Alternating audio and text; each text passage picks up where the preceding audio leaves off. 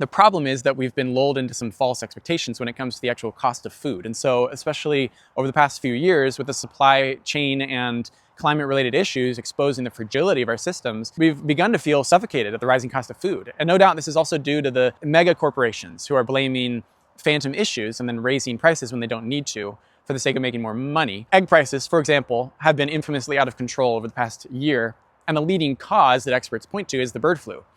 When there's an outbreak of avian flu, flocks are culled and egg production goes down.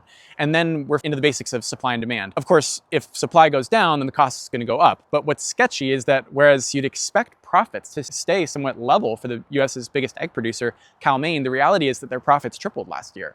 Not their total revenue, their profits. In other words, it's not as though supply chain shocks and inflation and avian flu aren't to blame for the rising cost of food. It's that those words are kind of the new normal and are now being used against consumers to justify increased prices.